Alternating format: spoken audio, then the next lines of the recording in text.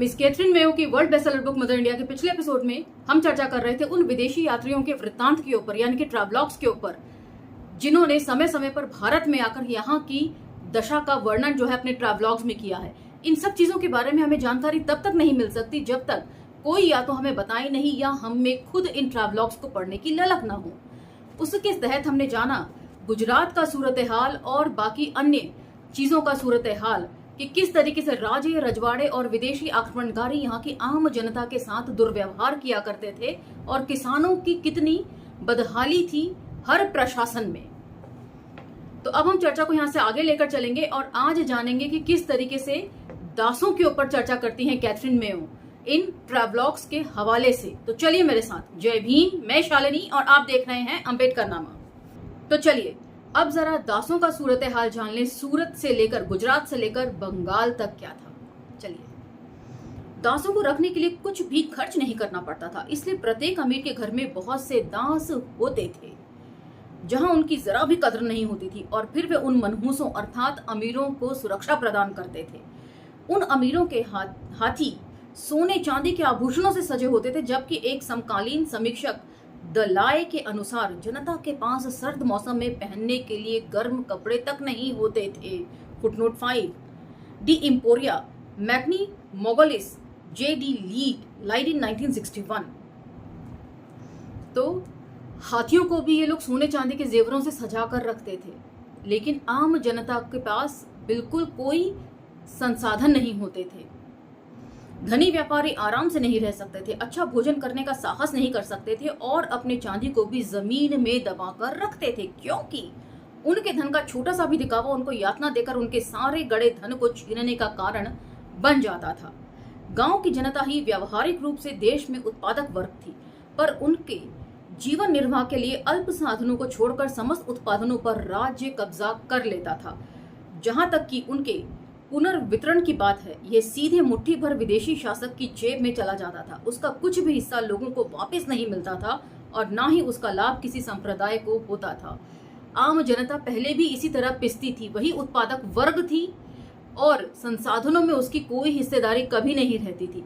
वे जो भी कुछ उपयोगी चीज इन संसाधनों से जुटाती थी, उन सब के ऊपर शासक वर्ग जो है वो कब्जा कर लेता था और फिर शासक और उसके प्रशासनिक अधिकारी उसको आपस में बांट लेते थे, बंदर बांट कर लेते थे, और आम जनता वही खाली हाथ। बहुत थोड़े पुल और ऐसी सड़कें थी जो धूल कीचड़ में बैलों के चलने के लिए बनाए गए थे, और इन्हीं में देश के संचार मार्ग भी शामिल थे। यहाँ अर्थात भारत में न तो शिक्षा की कोई लोकप्रिय व्यवस्था काम करती थी, न चिकित्सा की कोई सुविधा उपलब्ध थी और न किसी को कानूनी सुरक्षा प्राप्त थी। कभी कभी शासकों और उनके मंत्रियों के द्वारा कुछ अच्छी योजनाएं कागज पर बनाई जाती थी, पर व्यवहारिक रूप से देश के आर्थिक विकास के लिए कुछ भी हकीकत में नहीं किया जाता था, क्योंकि यदि कोई एक शासक काम शुरू करता भी था तो उसका उत्तराधिकारी उसे नष्ट कर देता था अथवा उसे रोक देता था। Footnote 6 India at the death of Akbar, W.H. Moreland, Macmillan and company, London 1920। यह आम विषय पर समकालीन सत्ता का विस्तृत दस्तावेजी विवरण प्रस्तुत करता है। तो यदि आपको इस बारे में और जानकारी हासिल करनी हो तो आप इस बुक से हासिल कर सकते हैं। अकबर के निधन के 15 वर्ष बाद अर्थात 1620 ईस्वी में डच फ्रांसिस्को पेल्सार्ट ने 7 साल भारत में रहकर एक अत्यंत मूल्यवान और विशिष्ट दस्तावेज तैयार किया था। अपने उस वृत्तांत में पेल्सार्ट लिखता है, फुटनोट 7 रिमांड्स ट्रंटी और फ्रांसिस्को पेल्सार्ट, डच से अनुदित अनुवाद W.H. मॉरलैंड तथा P.J.L. हेफर्स, कैम्ब्रिज 1925, पेज 47 से 59। अब क्या लिखते हैं वो सुनिए। अगर किसानों पर इतनी क्रूरता और निर्दयता से जुल्म नहीं किया जाता था तो इसलिए कि वे उन्हें भरपूर मात्रा में जमीन और यहाँ तक कि असाधारण उपज भी देते थे।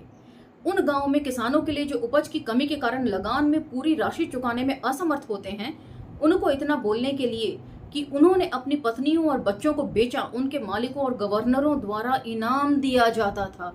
बताइए, यदि कोई किसान अपने बीवी बच्चों को बेचता था तो उसे पुरस्कार दिया जाता था, सम्मानित किया जाता था।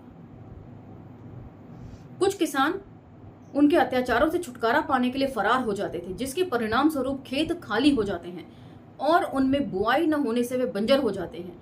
जहां तक कानूनों का सवाल है, उनका शायद ही पालन होता है, क्योंकि प्रशासन पूरी तरह तानाशाही था। उनके कानून इस तरह के हैं जैसे हाथ के बदले हाथ, कान के बदले कान, आंख के बदले आंख, दांत के बदले दांत। पर कौन है जो पोप का बहिष्कार करने का साहस करे? कौन है जो गवर्नर से ये पूछने का साहस करे कि इस तरह से आप हम पर शासन क्यों करते हो? क्यों हमारा कानून इस तरह का आदेश देता है? प्रत्येक नगर में न्याय ही शाही अदालत है, पर वे लोग सचमुच दया के पात्र हैं जिन्हें न्याय पाने के लिए उनके पास जाना पड़ता है जो अन्यायी हैं। परंतु वास्तव में हर वह व्यक्ति जो न्याय के लिए इन विधर्मी अन्यायाधीशों के सामने जाता है दुखी होता है। न्यायाधीशों को अन्यायाधीश लिखा है, बहुत बढ़िया। लालच ने उनकी आंखों को धुंधला कर दिया है और वे अपने मुंह से ऐसे बोलते हैं जैसे शिकार के लिए भेड़िए मुंह खोलते हैं। उनके पेट गरीब की रोटी के भूखे होते हैं। वहां हर कोई लेने के लिए हाथ खोले खड़ा रहता है, क्योंकि बिना नकद के न तो दया मिलती है और न ही करुणा। ये दोष सिर्फ जजों या अधिकारियों पर ही नहीं लगाया जा सकता, बल्कि यह एक सर्वव्यापी महामारी है। तो ये भ्रष्टाचार को यहाँ पर महामारी कह दिया है कैथरीन ने। इससे सभी छोटे बड़े से लेकर और स्वयं राजा तक हर व्यक्ति अदम्य लोभ से ग्रस्त है। तो यहाँ पर किसानों का जिक्र किया है और मैं एक कमेंट के ऊपर आप लोगों का ध्यान फोकस करना चाहती हूँ। पिछले एपिसोड में राजवती वर्मा जी ने लगान फिल्म के तहत हमें बताने की कोशिश करी कि लगान न चुका पाने की हालत को लेकर लगान फिल्म बनी थी। तो आप बिल्कुल सही कह रही थी राजवती जी, लेकिन हमें ये नहीं भूलना चाहिए इसका दूसरा भी पहलू है। जो किसान लगान नहीं दे पा रहे थे वो कितनी मशक्कत कर रहे थे खेल को सीखने के लिए, लेकिन वहीं पर यह बात क्या आपके ध्यान में नहीं आती कि जिस राजा के पास वो मदद मांगने जाते हैं वो राजा अपने हाथ खड़े कर देता है कि मैं तुम्हारी कोई मदद नहीं कर सकता, जबकि सारा ऐशो आराम, सारा ऐश्वर्य इन्हीं किसानों की बदौलत उन राजा के हाथ में पहुंचता है। तो चीजों को टोटालिटी में देखने की हमें आदत डालनी पड़ेगी। एक फिल्म बना दी अंग्रेजों के खिलाफ, लेकिन यहाँ पर जो जिक्र हो रहा है वो तो यहाँ पर मुगलों का भी हो रहा है और देशी शासकों का भी हो रहा है। तो इसलिए बार बार आप लोगों से मेरा आग्रह है कि इतिहास को टोटालिटी में ही देखने की कोशिश करिए। एक पहलू का सिक्के का यदि एक पहलू है तो उसका दूसरा पहलू भी खोजिए। चलिए टेक्स्ट की तरफ लौटते हैं। ये जानना बहुत महत्वपूर्ण है कि विद इन ब्रैकेट राजा जहांगीर को केवल मैदानों और खुली सड़कों के राजा के रूप में माना जाता है, क्योंकि बहुत से स्थानों पर आप या तो केवल मजबूत शरीर वाले मनुष्यों के साथ या बागियों को भारी धन देकर ही यात्रा कर सकते हैं। कटाक्ष कर रही हैं, और यहाँ लगभग उतने ही बागी हैं जितने नागरिक। उदाहरण के लिए मुख्य नगरों को लीजिए। सूरत में राजा पीपल की सेनाएं आकर लूट मार करती हैं और नगर के भीतर लोगों का कत्लेआम करती हैं, गांवों को जलाती हैं। और इसी तरह अहमदाबाद, बुरहानपुर, आगरा, दिल्ली, लाहौर और बहुत से दूसरे नगरों में चोरों और डाकुओं के दल दिन हो या रात खुलेआम दुश्मन की तरह आते हैं। चोर गवर्नरों को निष्क्रिय बनाए रखने के लिए रिश्वत देते हैं, क्योंकि धन का लालच पुरुषित गरिमा पर हावी हो जाता है, और इसलिए वे सेनाओं को रखने की बजाय अपने महलों में खूबसूरत स्त्रियों को रखते हैं और उन दीवारों के भीतर पूरी दुनिया की खुशियां भरी होती हैं। तो ये तो आप मौजूदा हालात से इसको कनेक्ट करके बिल्कुल देख सकते हैं। अपने लिए सारे ऐशो आराम है। नोटबंदी में भी कई हजार करोड़ की शादियां की गई हैं भाजपा के जो नेता हैं उन लोगों के द्वारा, और आम जनता लाइन में खड़ी हुई थी और बहुतों को तो हार्ट अटैक आकर उनकी मृत्यु ही हो गई थी उन लाइन में खड़े खड़े। और आज जो हो रहा है, किस तरीके से मणिपुर जल रहा है। तेज नजर डच यात्री बार बार अमीरों की अत्यधिक और पूर्ण शक्ति की जीवन शैली और आम लोगों की निरी अधीनता और गरीबी के बीच विनाशकारी अंतर का जिक्र करता है फुटनोट 8। तो फुटनोट 8 और फुटनोट 9 का रेफरेंस जो है वो सेम है, इसलिए मैं एक साथ पढ़ती हूँ। गरीब इतनी अधिक गरीब और भयानक थी कि उसका वर्णन सिर्फ संपूर्ण अभाव के घर और कटु संताप के डेरे के रूप में ही किया जा सकता है। फिर भी वह भाग्य और जाति के सिद्धांतों के स्तब्ध कर देने वाले प्रभाव का पता लगाते हुए लिखता है। फुटनोट 9। तो अब 8 और 9 को मैं एक साथ पढ़ रही हूँ क्योंकि दोनों का रेफरेंस सेम है। Remonstrantie of Francisco Pelsaert, Dutch के अनुदित अनुवाद W.H. मॉरलैंड तथा P.J.L. हैफर्स, कैम्ब्रिज 1925, पेज 60। अब वो क्या लिख रहे हैं ये सुनिए। लोग अपनी दयनीय स्थिति को पूरे धैर्य के साथ सहन करते हैं और मानकर चलते हैं कि वे किसी भी बेहतर स्थिति के लायक नहीं हैं।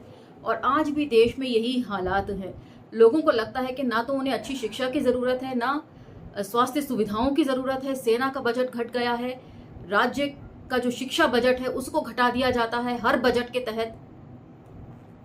ना इन्हें स्कूल चाहिए, ना कॉलेज चाहिए, ना रोजगार चाहिए, ना नौकरियां चाहिए, कुछ भी यहाँ की जनता को नहीं चाहिए। उन्हें सिर्फ मंदिर चाहिए। सब चीज़ों को एक पलड़े में रख दीजिए और एक पलड़े में मंदिर निर्माण रख दीजिए तो वो भारी पड़ता है बाकी सभी मूलभूत सुविधाओं के ऊपर। और शायद इसलिए कोई भी अपनी स्थिति से ऊपर उठने का प्रयास नहीं करेगा।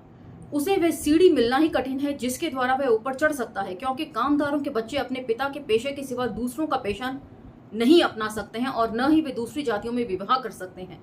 कामदारों के दो गंभीर संकट हैं, जिनमें पहला उन्हें कम मजदूरी मिलने का और दूसरा उनके उत्पीड़न का, जो गवर्नर, रईस, दीवान और दूसरे शाही अधिकारियों द्वारा किया जाता है। यदि इनमें से किसी भी व्यक्ति को काम कराने के लिए मजदूर की जरूरत होती है तो वह उसके लिए आदमी से पूछेगा नहीं कि उसे काम करना है या नहीं, बल्कि उसे उसके घर से या सड़क पर से पकड़ लिया जाता है। अगर वह काम करने से मना करेगा तो उसे मारा जाएगा और काम कराने के बाद शाम को उसे बहुत हुआ तो आधी मजदूरी या कुछ भी नहीं दिया जाएगा। तो इन सब चीजों का जिक्र तो हमने जूठन में भी पढ़ा था। ओम प्रकाश वाल्मीकि जी इसको कहते हैं कि बेगार कटवाते थे हम लोगों से और बदले में यदि इच्छा हुई तो सड़ा गला कुछ भी अनाज दे देंगे।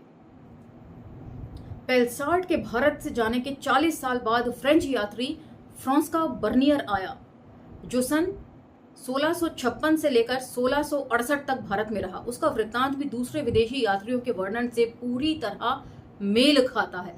अलग अलग टाइम पर ये यात्री भारत में आए और अलग अलग समय पर इन्होंने अपने ट्रैवलॉग्स लिखे और अलग अलग एरिया का भ्रमण इन लोगों ने किया। लेकिन इनके ट्रैवलॉग्स में कुछ बातें बिल्कुल कॉमन हैं जो यहाँ की दुर्दशा आम जनता की दर्शाती हैं। इतने सारे ट्रैवलॉग्स के बातों को झुठलाया नहीं जा सकता। एक बार फिर अपने शब्दों को मैं रिपीट कर रही हूं। उसने अपने इतिहास में मुगल साम्राज्य के महान बादशाहों शाहजहां और औरंगजेब के शासन में स्त्री पुरुषों और समाज का आंखों देखा वर्णन किया है। जमीन की पट्टेदारी और कर यानी कि टैक्स लगाने के विषय पर वह लिखता है footnote 10। Travellers in the Mughal empire, Francois Bernier, Oxford university press, 1916, पृष्ठ 224। तो इन सभी की पुस्तकें जो हैं वो बहुत बेहतरीन पब्लिकेशन हाउस से छप कर आई हैं। भूस्वामी के रूप में राजा सेना के लोगों को उनके वेतन के बराबर साधन के रूप में एक निश्चित मात्रा में जमीन का पट्टा दे देता है। इसी तरह के जागीरें गवर्नरों और उनके वेतन के बदले में दी जाती हैं और उनके सैनिकों की मदद के लिए भी इस शर्त पर जमीनें दे दी जाती हैं कि वे प्रति वर्ष एक निश्चित रकम राजा को भुगतान करेंगे।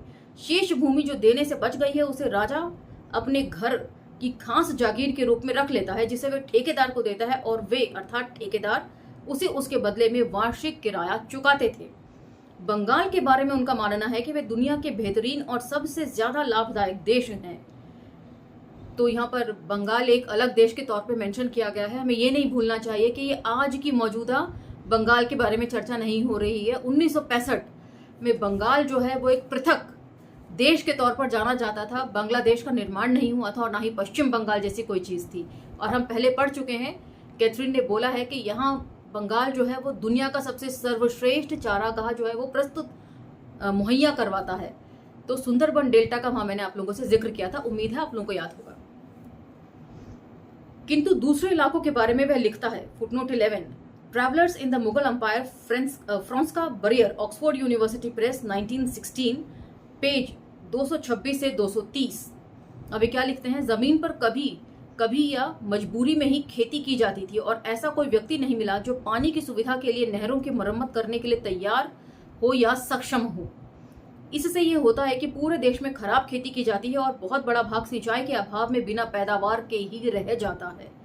किसान खुद ये सोचते हैं, मैं उस तानाशाह के लिए अपना पसीना क्यों बहाऊं जो कल को आकर मेरी समस्त कमाई और अपना लालची हाथ रख सकता कमाई पर अपना लालची हाथ रख सकता है। गवर्नर और राजस्व ठेकेदार अपने पक्ष के इस तरीके से सोचते हैं। हमें देश के इस उपेक्षित राज्य को लेकर इतना परेशान होने की क्या जरूरत है और हमें उसे लाभदायक बनाने के लिए अपना धन और समय क्यों खर्च करना चाहिए। तो मतलब किसान बेचारा मजबूरी में सोचता था कि मैं इतनी मेहनत करके अनाज उगाऊंगा और इसको कोई और ले जाएगा, सारा का सारा जो है वो राजा ले जाएगा और हम लोग भूखों मरेंगे, तो मुझे क्या जरूरत है इतनी मेहनत करने की। और वहीं प्रशासनिक अधिकारी ये सोचते थे कि क्यों पैसा लगाया जाए, पूरा आपस में ही बंदर बांट कर लिया जाए, हमें किसानों के बारे में सोचने की जरूरत नहीं है और हमें उसे लाभदायक बनाने के लिए अपना धन और समय क्यों खर्च करना चाहिए। हमें एक ही पल में इन सब से वंचित किया जा सकता है और हमारे परिश्रम करने से न खुद हमें और न हमारे बच्चों को लाभ होगा। बताइए कितने लालची लोग यहाँ पर शुरू से रहे हैं। और इसकी भी सोशल ऑडिटिंग होनी चाहिए कि प्रशासनिक अधिकारी कौन थे। उस वक्त पढ़ने लिखने का अधिकार सिर्फ ब्राह्मणों को था, तो ये उनकी सोच भी यहाँ पर दिखाता है ब्राह्मण वर्ग की, कि उन्हें लगता है कि हम किसी भी वक्त निकाल लेंगे तो निकाल सकते हैं राजा, हमें जैसे ही सत्ता बदलेगी तो हमें निकाल दिया जाएगा, तो इससे बेहतर है कि बंदर बांट करके धन कमा लो ताकि बाकी जिंदगी आराम से गुजरे। इस जमीन से जितना धन निकाल सकते हैं हमें निकाल लेना चाहिए। हालांकि किसान भूखा मरेगा या पलायन कर जाएगा और हमें भी जब छोड़ने को कहा जाएगा तो हम इस सुनसान जंगल को छोड़कर चले जाएंगे। ये सब सरकार की इस दुखद प्रणाली का ही परिणाम है कि कोई भी नगर और उपनगर ऐसा नहीं है जो बर्बाद होने के कगार पर न पहुंच गया हो और वह पहले से ही बर्बाद और सुनसान न हो। तो यहाँ पर मुगल शासकों का जिक्र है और मुगल शासकों ने यहाँ पर ब्राह्मणों के साथ मिलकर लूट की है इस देश की। इसीलिए इन ब्राह्मणों को, इन पादशाही लोगों को, जैसा कि सावरकर लिखते हैं, कभी भी कोई तकलीफ नहीं हुई इन मुगल शासकों से, क्योंकि इन्होंने किसानों, अछूतों, किसी के लिए भी कोई काम नहीं किया। देश की बर्बादी न्यायालय की अनेक भव्यताओं को कायम रखने में और जनता को अपनी अधीनता में रखने के लिए सेना पर भारी भरकम खर्च करने के वजह से हुई है। तो ये देश की न्याय व्यवस्था भी थी उस वक्त, जो हमेशा ताकतवर के पक्ष में ही अपना न्याय दिया करती थी और आम जनता खाली हाथ बिल्कुल आज ही की तरह रह जाया करती थी। तो उस समय जो न्यायाधीश रहे होंगे वही जनरेशन टू जनरेशन उसी काम में लगे हुए हैं और जो कॉलेजियम सिस्टम है वो जस का तस मेंटेन है इतने हजारों साल से, जिसे तोड़े जाने की जरूरत है। तो यहाँ पर आज का ये एपिसोड मैं समाप्त करती हूँ, लेकिन आप लोग अपना मंथन जारी रखिएगा और ये एपिसोड्स आपको कैसे लगते हैं कमेंट सेक्शन में मुझे जरूर बताइएगा। और यदि आपका कोई तर्क मेरे से मेल ना खाता हो तो भी अपना विरोध जरूर दर्ज करवाइएगा, ये मेरी रिक्वेस्ट है। तो मिलते हैं अगले एपिसोड में अगली जानकारी के साथ। अब मुझे आज्ञा दीजिए, धन्यवाद।